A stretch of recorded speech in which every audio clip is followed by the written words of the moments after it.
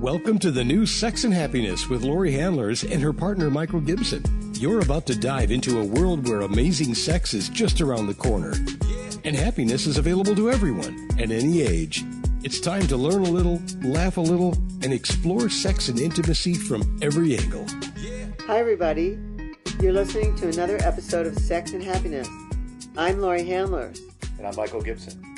And today we are going to talk to you about the most wonderful, exquisite topic of sex magic. What the hell is that? I was going to ask you the same thing. Well, I learned about this sex magic from you. Now, I had so has everyone else on the planet, pretty much. No, I hadn't heard of it before you. And then after you, I learned a little bit more about, some of its roots, but it's fascinating to hear you tell how you came about this thing you call sex magic. And you've done it all over the world. You've shared this with, thousands of people. I have. And I think you're one of the great proponents of sex magic, and you have evidence in your life for how sex magic works. I do. How did you come by this, Lori? How did you come to know what sex magic was? I'm not really sure. I heard about it when I was studying Tantra. And here's what I was taught. And then I sort of put two and two together and decided what I should do. And then I met someone who I practiced it with. So the first thing is that I learned that sexual energy is the energy of creation. And I went, duh. Like, how did I get here?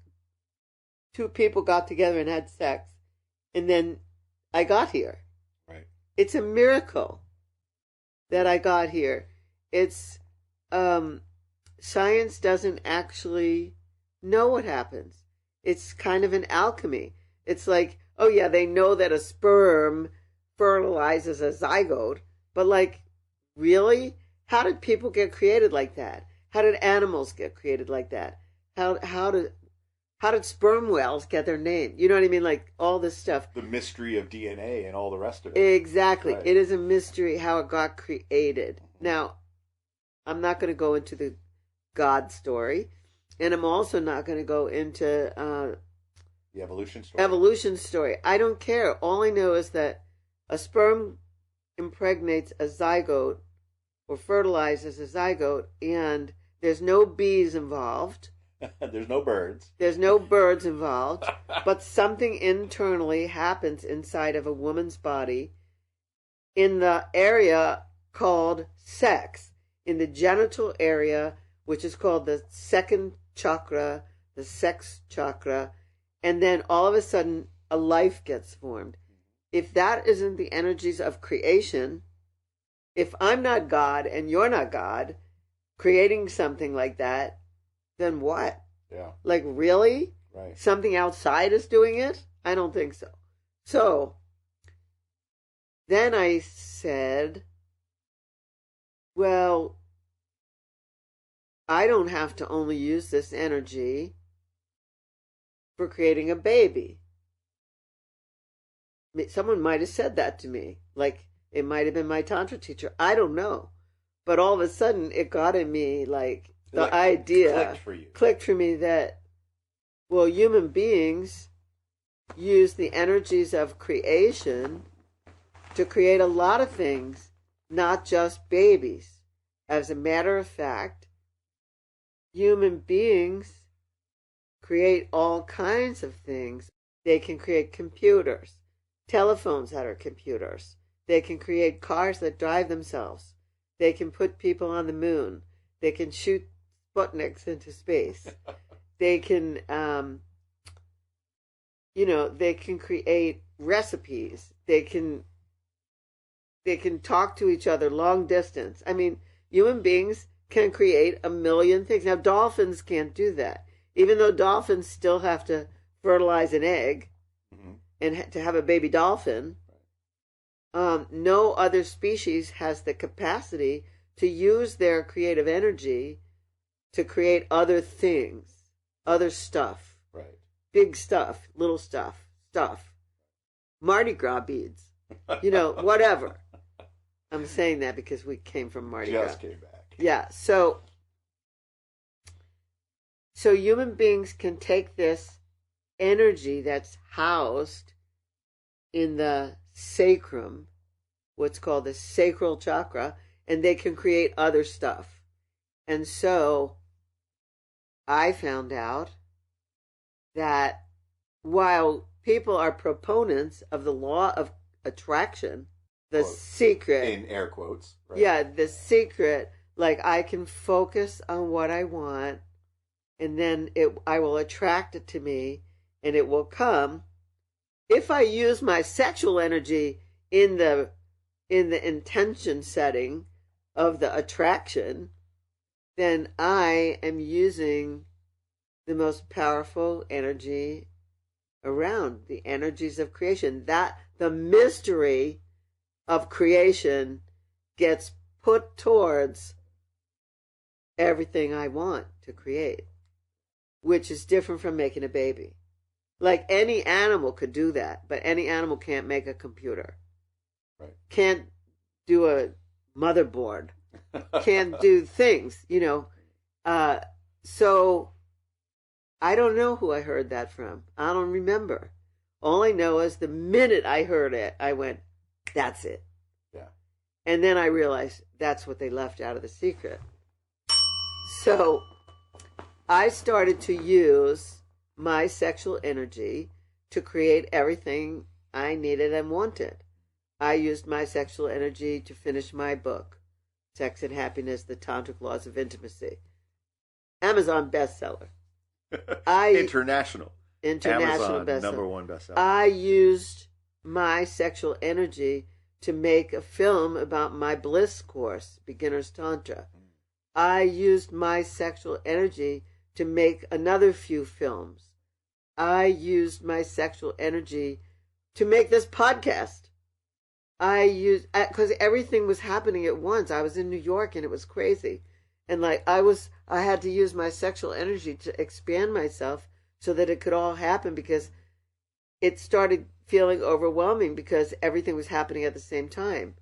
So I used my sexual energy to, I self-pleasured. When I say used my sexual energy, I self-pleasured to expand. While I was self-pleasuring, I would say, you're getting bigger and bigger. You're getting big enough to hold it all. And I still do that. So that's how I discovered sex magic. I mean, and again, I don't remember exactly who talked to me about it. Who was the first person to talk to me about it? Okay, roll them forward. Then I came to a conference here in Arizona, and at the conference, I was the moderator of a panel. The conference was called Sex and Consciousness, and it was hosted by Baba Dez. Ah. And it was pre-ISTA. Or it was at that time, it was the formulation before ISTA got. And ISTA is the International School of Temple Arts, of which I'm a faculty member. So I was moderating a panel on teenagers and sexuality. And there were 4 panel members, and I was the moderator. And there was a guy in the audience who kept calling things out. He knew a lot, and he also had a couple of kids. And at the end of the panel, there were other people who were interacting with the panel really well. And so at the end of the panel, we were recording everything, and I said, anyone in the audience who was very interactive, you can come up now and get on the mic and say a piece. Say anything after you've heard this panel. Say anything you want to say that you think should go into this video. And this person came up. And the person was Stuart Berlin. Ah. And so Stuart came up, and then after he spoke, and when the panel was over, I said to him, who are you? And he said, I'm a former pediatrician. I live in Los Angeles. And I've written a book called Tantric Kabbalah, subheading Sex Magic. Or maybe Sex Magic, Tantric Kabbalah. I don't remember which way it went. Anyway, I went, no kidding. You seem to be very versed at this. Let's exchange books. So I gave him my book, Sex and Happiness, and he gave me his book, and I read his book. It was great. And then then I did 2 podcasts with him. One on his first book and one on his second book. His first book was called Every Woman a Goddess, Every Man a God in Her Service. And I thought that was just the cat's meow. What a great title. Yeah, and it was a great book. And then the second book was the Tantra Kabbalah Sex Magic. Yeah. And so he was on my show both times, a while back. And we decided we would get together. So we got together. He came here. We got together maybe 5 times. And we exchanged our ideas about sex magic. And we performed sex magic with each other. And it was amazing. And that's how I really got into the practice of it. And a lot of what I do comes from Stuart, from some of Stuart's ideas about how to honor the goddess in a woman. So anyway, how's that? How's that for the history of my sex magic? I love it. You do. And thank you so much, because it's it fleshes out, this thing that we're going to share a little bit more about, how this thing came to be in your life. And it is a practice. It's a practice that you and I mean, you did sex magic in solo practice. I did. There is a solo practice to it. And then there's partner practice. Right. And you and I, we have become very attuned and skilled at the partner practice. In fact, it's part of the work that we do, and it's an integral part of it, because there is a creation to be had from our sexuality and from our intention through that sexuality. So right. we can apply this methodology for creating what we want in our life by using this amazing, like I said, methodology. It's incredible. So I learned about it from you. I know, and you're so good at it. And we're not making babies. I'm too old to make babies. Yeah. Well, I'm too old to raise babies. I have no intention of doing that. And one, I think it was one evening or it was a weekend that was coming up several years ago, and you asked me, you called me up and said, hey, would you be open to, working with me in a sex magic training that I'm giving? And you had several couples involved, and I came and I learned it on the spot from you in that time frame, and I was hooked. I know, but you were like a quick study. Oh, well, thank you. You were awesome. Thank you. You had things you were saying to me in the ritual had all the people crying.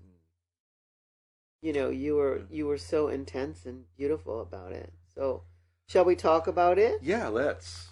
So, we had this experience, and actually, I think it's really better if you start off with it, because in the way that you taught it, it was so natural, and it had me mesmerized by the setup. So, if you don't mind, why don't we do the setup, kind of how you did it when you first taught? So, yeah, first of all, I want to say that according to Stuart's lineage in this, he has it that the goddess, or that in the female, or that in the receiver body, because I don't want to discriminate against people who are in same-sex couples, they can do it too. But someone has to decide that they're the receiver. Correct. So it's either the person who's in the woman body, or it's a person who, if it's 2 women, who's being in the feminine for that ritual. If it's 2 men, the one that's being the receiver in that ritual, that person's body is the altar. That person takes on the persona of being the altar at which the other person prays. Got it. Like it's a religious experience. Right. Not in a religion, but a religious spiritual experience. The person receiving the treatment, the touch, the sacrament, right. the whatever you want to say, because I don't know these things because I was never religious, but the thing who's receiving it is the altar at which the other person is a pilgrim praying. Right. Okay, so that's the first thing. So there are roles. So only one person is receiving. Only one person is transmitting. Only one. One of one is doing one, and one of the other is doing the other, and that's it. And so, and that was specifically designated by Stuart, and I loved it.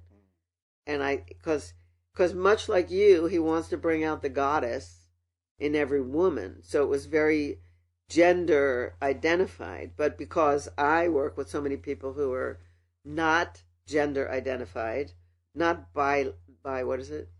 Binary. Yeah. I couldn't remember the name.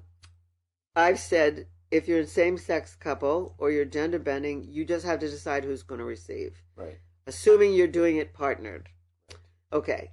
If you're doing it alone, it's not a problem. It's not a question. Okay, so I'm talking only about the partnered. So the person who is the altar, all they do is prepare. They prepare. They get clean. They get, ready. They wear a gorgeous something very sensual, something very sexual, and they show up. Now the pre-work before they show up is what I talk to the transmitters, the people who are the doers. And the people who are the doers, I talk to them for a long time. I say, one, you're going to build an orgasm in this person's body over a long stretch of time, minimum an hour. So what does that mean? Well, you're going to work the different parts of their body, building up a very slow burn to climax. Yeah. And sort of like building a fire. Like, yes, right? Stoking a fire. And then stoking that fire. Exactly. And adding logs onto it. Yes. Yeah. And so they're like, well, what am I going to do? Right. There's the technique. I've sat with groups of men and they're like, what? What am I going to do? And I say, well, you're going to slow it way down. Right. You're going to leave space in between what you're doing. You're going to take breaths together. And, as a matter of fact, you're going to incant things. You're going to chant things to this person. You're either going to write a poem or you're going to pick a song that you've heard and you're going to say all the words while you're doing what you're doing. So this person is going to be mesmerized by not only the music playing, but also the slowness of your touch, the building of their heat, and things that you're saying to them that are kind of what we just discussed before in the last show, non-ordinary reality. Like you're going to make a bubble at first. Mm-hmm. You're going to say desires, fears, and boundaries together. And intentions. And intentions. And you're going to create a partnered intention. That's right. So you can have a personal intention and you can have a partnered intention. And actually the group decides on a group intention before the ritual even starts. Assuming you're in a group, if there's more than one couple set up, which we had 4 couples, I think, that night. That time, and then we've done it with 150 people. That's right. At a festival. So we created an individual intention, a coupled intention, and then a group intention, and that's the power of this, where you can set all these multiple intentions.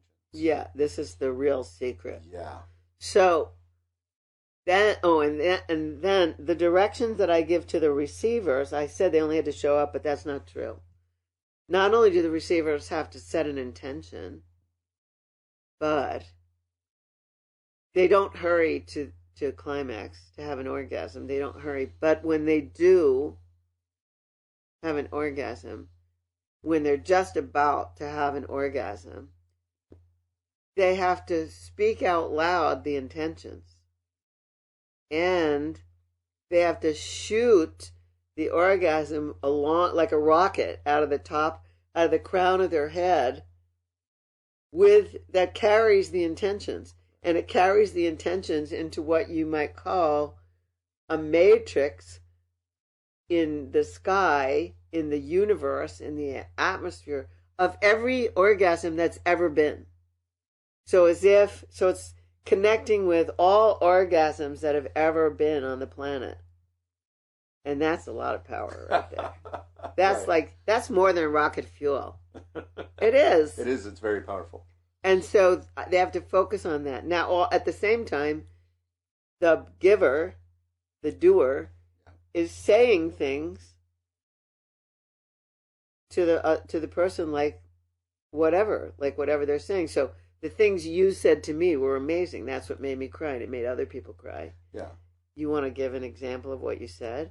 Well, I can. I think I said something along the lines of that you are the goddess whose tears, I think it was, you are the goddess whose tears. You want me to say it or not? I do. I just feel like you got too close. Well, okay. What I said was, you are the goddess whose tears cleanse the blood-stained battlefields of war.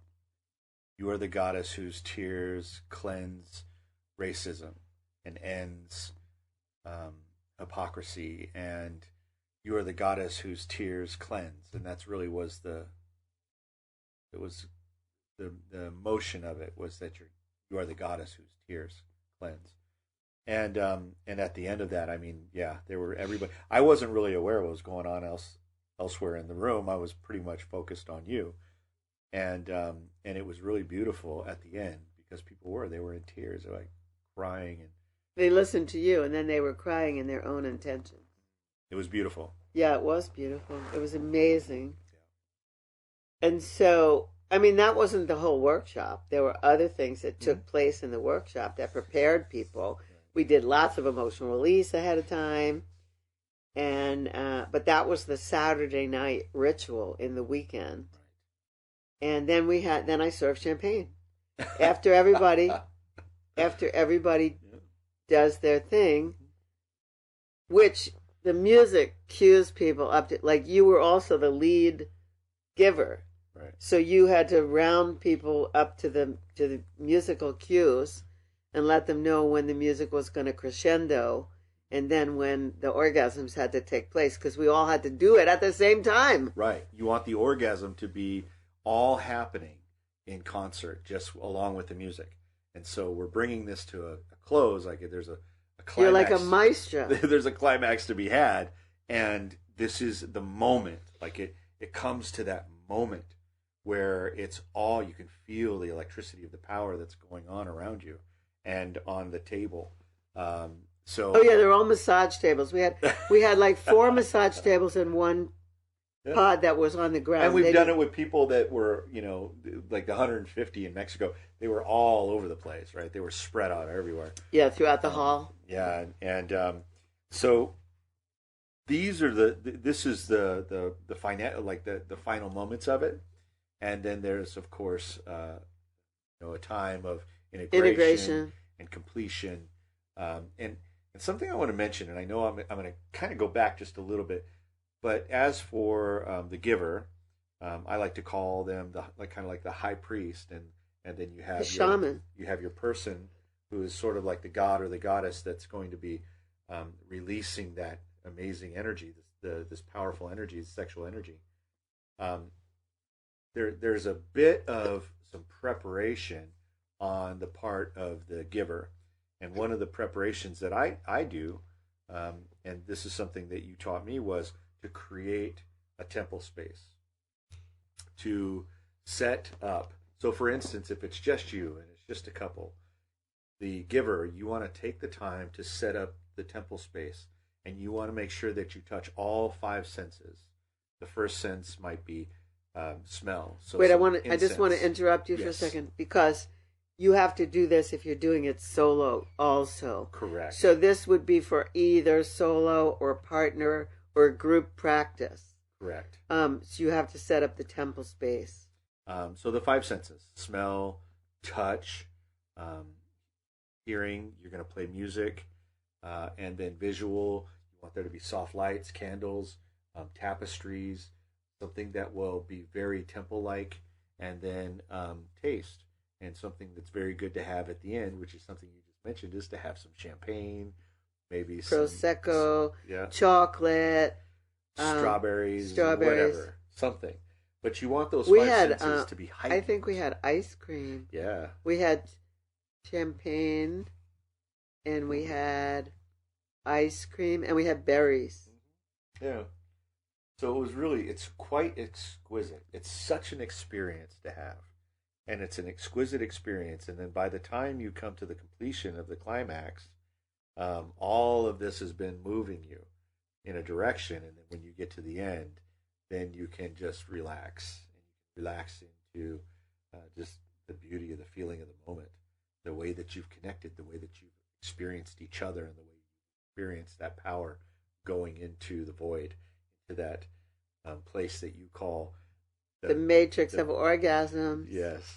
Or the web. The web of orgasm. Yeah. Yeah, so that's what sex magic is. And, if you don't believe me, then read the book Think and Grow Rich by Napoleon Hill.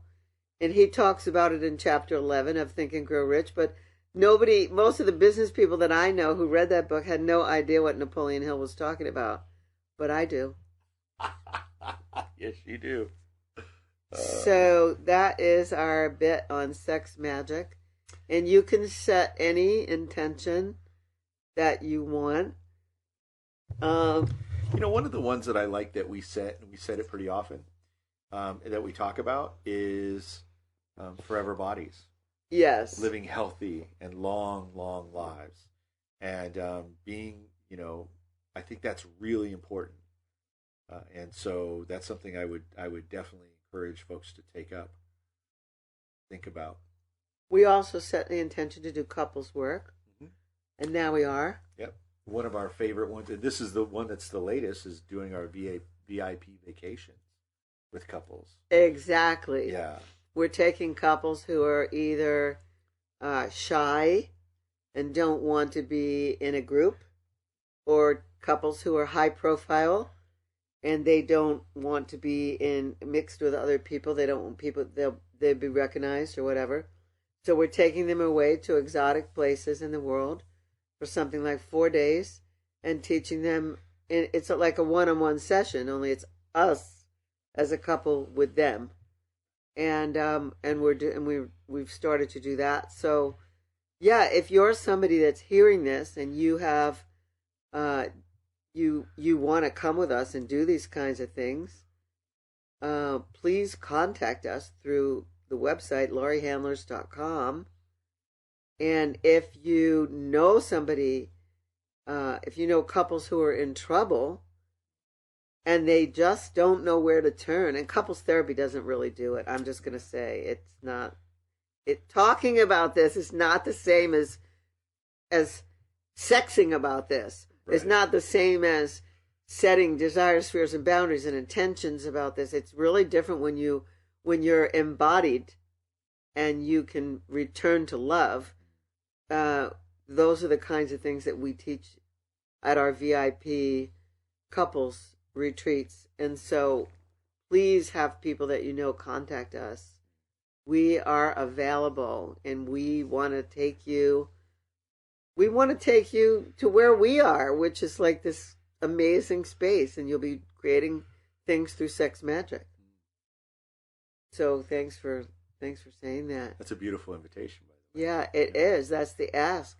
Please get in touch with us. Yeah.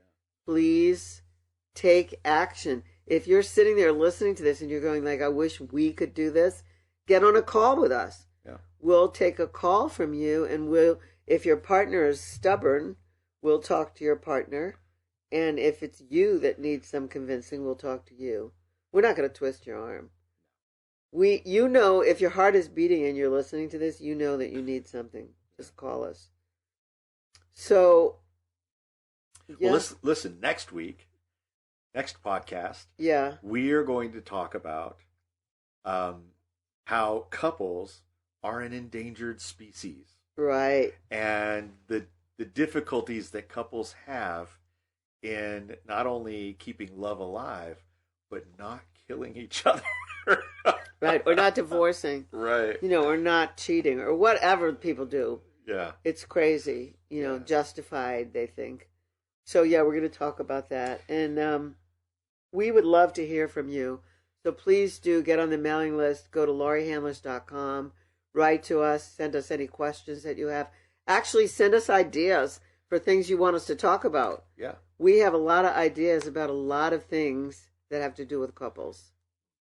So we'd be happy to answer those questions for you. Yeah. And maybe we come up with some solutions. And let us know how you did in Sex Magic. Oh, yeah. Well, I want to hear all about that. Yeah. What have you created? Okay. Yeah. All right. So we're going to sign off for now, and we invite you to tune into our next show when we talk about couples and endangered species. This is Lori Handlers signing off. This is Michael Gibson. Thank you so much for listening. Yeah. We love you. Bye. Bye-bye.